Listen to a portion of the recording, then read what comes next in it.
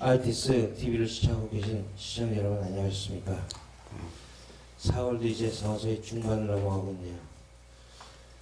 토머스 엘리어트라는 그 작가가 황무지라는 책을 냈을 때 그 안에 4월은 잔인한 달이라는 그런 단어가 있죠. 올해는 저한테 4월은 정말 잔인한 달이었던 것 같습니다. 지금 제가 사실 왼쪽만 계속적으로 순환을 당하다 보니까 뭐 교통사고에 또 발이 금이 가고 4월 동안 내내 그냥 절름거리면서 가뜩이나 절름거리는데 계속 그러고 있어요. 근데 이거 자체도 이게 주님이 주신 은혜구나 생각하니까 그냥 감사함으로 받게 되더라고요. 우리가 성경을 처음에 딱 펼치면 창세기 1장 1절이 시작이 되죠. 거기에 보면 태초에 하나님이 천지를 창조하시니라 라고 시작을 합니다. 근데 이 태초에라는 이 해석으로 된 레시피라는 이 단어가, 레스트라는 단어가 시간의 시작입니다. 어느 때에 시간이라는 창조가 시작되었다는 겁니다. 그런데 이 천지라는 이 말로 해석이 된 하샤마임이라는 히브리어는 그 안을 제가 들여다보면 천이라는 단어가 복수예요. 단수가 아니라. 그러니까 시간이 그 하늘이 아니라 하늘들인 것입니다. 그러니까 시간이 시작되었을 때 하늘들이 창조되었는데 그 하늘들은 다름이 아닌 하나님의 나라와 우리의 눈에 보이는 하늘을 모두 지칭하는 것입니다. 태초에 하나님 나라가 지어졌다는 것이 과연 무엇일까요, 그럼? 하나님께서는 영이시기 때문에 나라라는 울타리가 필요 없으신 분입니다.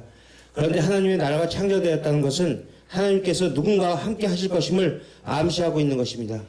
그러니까 하나님의 나라는 이미 이 세상에 창조될 때에 하나님 작정 속에서 창조되어 있었던 것입니다.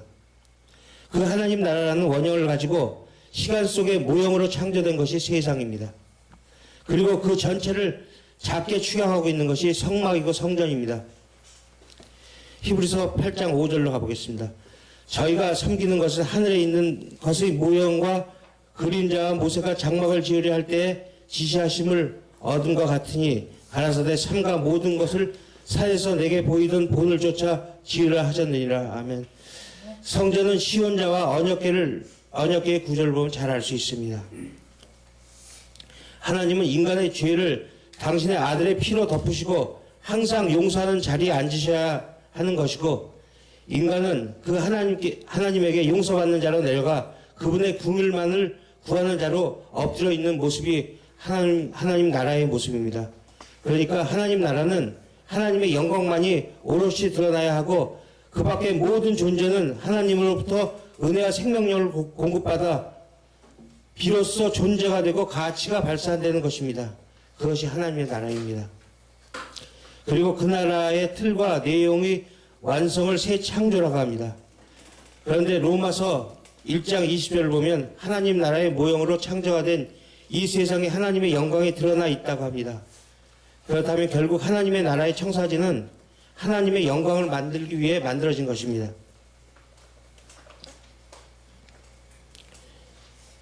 하나님의 영광, 모든 것이 하나님의 영광입니다. 따라서 이 천지 만물의 목적은 그것들의 완성 지점이 하나님의 영광입니다. 그리고 그것을 성취해내는 것도 하나님의 영광입니다. 그래서 웨스터민스터 소요리문답 1번 질문이 인상의 목적의 대답이 무엇인가 문제를 냈을 때 영원토록 하나님을 영화롭게 하고 그분을 즐거워하는 것이라고 그렇게 답변을 합니다. 우리의 인간은 그 과정에서 무엇 하나 보탤 수 있는 것이 없습니다. 그것을 깨달은 것이 복음의 이해입니다. 그 이야기를 성경은 창세기 1장부터 설명하고 있는 것입니다. 그래서 하나님께서 천지를 창조하셨는데 세상의 모양이 혼돈과 공허와 흑암인 것입니다.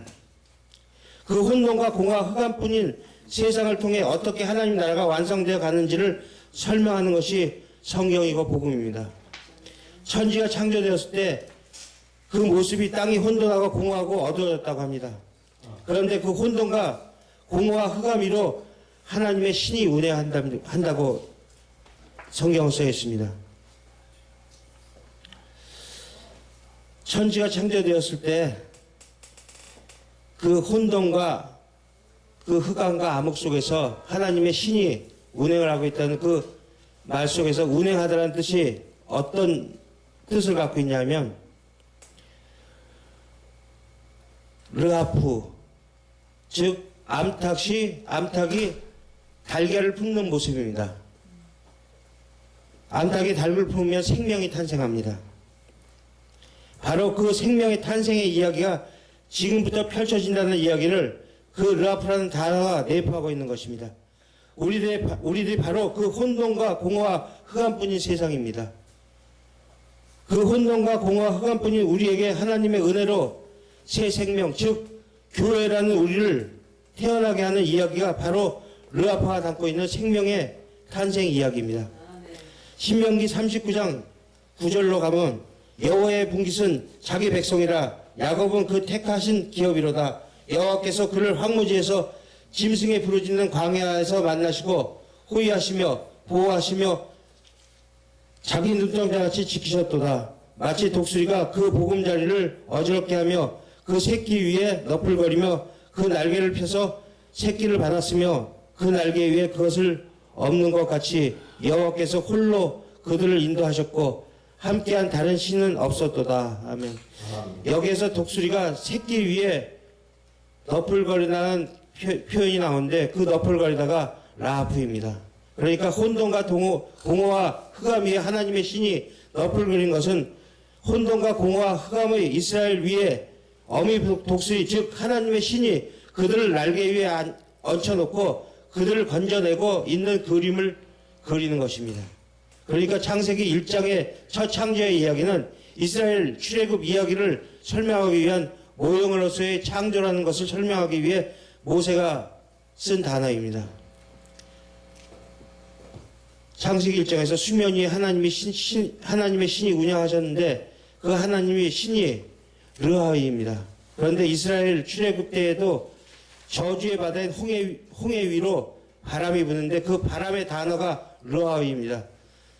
수면 위에 르하가 부니까 마른 땅이 드러나고 새로운 백성이 바닷속에서 올라오는 것입니다.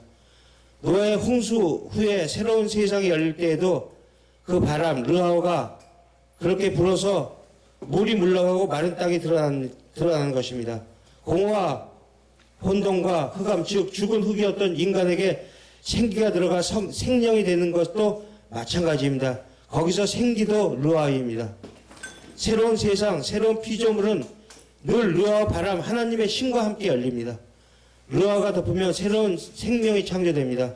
이렇게 첫 창조는 바로 새 창조의 이야기를 설명하기 위한 모형이었던 것입니다. 성경은 이렇게 모든 모형을 던져놓고 그 모형이 어떻게 완성되어지는지를 보여줍니다. 다 우리 자신, 교회의 이야기인 것입니다. 우리가 하나님의 신, 즉 성령이 찾아오기 전까지 죽어있던 흙이었고 혼돈과 공허와 암흑이었습니다. 죄와 허물로 죽어있던 자들인 것입니다. 그런 우리들을 찾아와 암탉이 알을 품듯 우리를 품으시고 은혜로 새로운 생명을 선물하시는 것이 구원의 그림입니다. 성경 모두가 이것을 설명하고 있는 것입니다. 그런데 그렇게 죄와 허물로 죽어있는 자들이 자신들이 무엇을 할 수 있다라고 건방을 떨고 있습니다. 자신들이 지금 혼돈과 공허와 암흑인데 그 세상을 바꾸려고 합니다. 먼저 자신이 그러한 존재임을 깨달아야 하는데 선악과 물고 태어난 죄인들이 절대 자각하지 못하는 것입니다. 복음은 그런 죄인들을 찾아와 자신들의 모습을 자각시키고 세상의 실체를 보게 합니다. 그렇게 복음은 나의 처음 자리가 어디인지 자각하게 만듭니다. 욥기에서 욥이 귀로만 듣던 하나님을 눈으로 보게 됐다는 의미가 바로 자신의 처음 자리를 확인했다는 것입니다. 하나님이 천지를 창조하실 때 자신이 거기에 어떤 것도 보탤 수 없는 죽은 흙이었다는 사실을 깨달은 것입니다. 그런데 그런 죽은 흙들이 자신들이 무엇을 할 수 있다라고 생각을 합니다. 성경은 그것을 죄라고 하는 것입니다. 나 이렇게 해서 찬양도 하고 나 모두 하고 나 하나님처럼 나도 뭔가 보탤 수 있어라는 그것이 죄라는 사실을 전혀 느끼지를 못해요. 복음을 깨닫게 되면 처음 터져 나오는 기도가 하나님, 저는 아무것도 아니었네요. 저는 아무것도 할 수 없었던 인간이었네요. 은혜가 아니면 저는 그저 죽을 수밖에 없는, 아니 언제라도 지옥불에 던져진다 해도 할 말이 없는 자네요라는 고백이 터져 나오게 됩니다. 성도는 그 고백을 반드시 하게 됩니다. 나는 제발 온전히 죽여달라고 기도하게 된단 말입니다. 종교인들처럼 진리가 무엇인지 모르기 때문에 먼저 들고 뛰는 것입니다. 내가 무엇을 도울 수 있다는 것이죠. 내가 무엇을 할 수 있다는 것이죠. 여러분, 요게 바로 마귀 새끼들입니다. 아직 시퍼렇게 살아있다는 것입니다. 아직 자신이 처음 자리를 장악하지 못한 것입니다.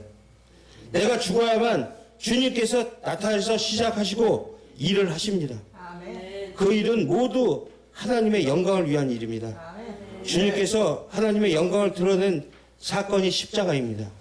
그러니까 우리가 하나님의 영광을 드러낼 수 있는 유일한 길은 예수님처럼 우리도 십자가에 죽어 아멘. 그렇게 쓰러져야 된다는 말입니다. 아멘. 우리 신앙의 목적지가 바로 그것입니다. 아멘. 복음이 그곳으로 우리를 인도하는 것입니다.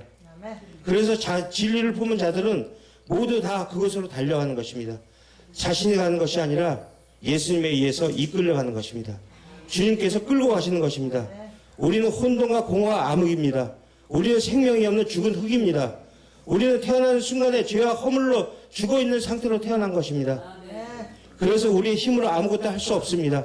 아멘. 주님께서 그 혼돈을 질서로 바꿔주시고 공허를 채워주시고 암흑을 빛으로 몰아내 주셔야 비로소 안식에 이르게 됩니다. 아멘. 모든 게 다 하나님의 은혜입니다. 아멘. 아멘. 시청하고 계신 시청자 여러분, 그 은혜가 아버지의 모든 사랑이 여러분들 자신과 가정 가운데 늘 함께하는 축복이 있기를 간절히 기도합니다. 아멘. 감사합니다.